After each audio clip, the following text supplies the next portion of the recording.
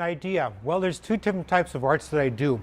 And an idea will come from the type of art that I would call more industrial, from the person that needs the art. Say, for instance, the picture in the middle back there is called Spinning Energy.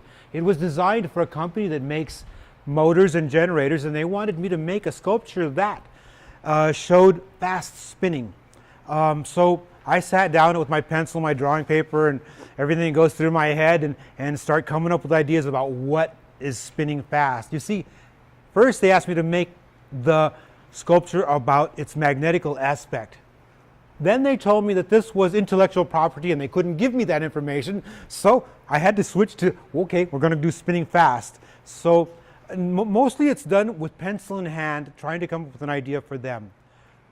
When I'm doing the other kind of art, which you will find at the Sam Maloof Foundation, it's more like this, where I'm having fun and I've picked a subject like a fish from the deep sea made out of junk, or other fish from the sea made out of junk, and I go out looking for things that might be practical to put in a fish design, and sometimes what I find will dictate what kind of fish I'm going to make.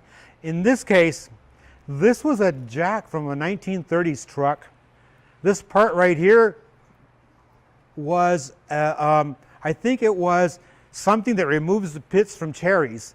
And everything on here is very old, and I liked it because it had cast parts. The cast metal parts are harder to weld because they're less dense, but they've got so much character in them. And then there's parts like this right here that I have no idea what they were. Could have been anything. I do know that this was a heater hose. I mean, yeah, a heater hose for a, no, this one was a water, was a gas nozzle from an old gas can. So they can be any kind of thing like that.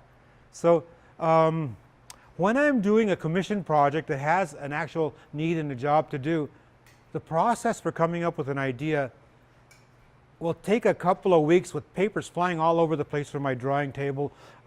It can be a whole ream of paper sometimes just flying around trying to find that idea. I tend to go a little crazy for a little while, but I always come out of it. It's just part of the process because you don't know what these people are going to really want, if they're going to like it or not. There's always that aspect about it.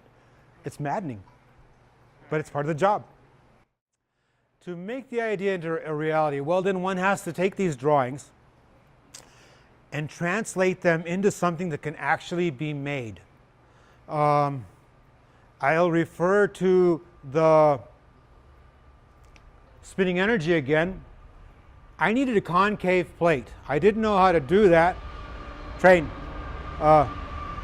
So I took a big chance. I took welding, hot welding, the welding process, and made the stuff warp to fit the area I needed. It worked. It was a chance, but it worked. But there's always this moment where you've got to figure out how to make what you said you were going to make, so you can't really let it down because they may have already paid you some money.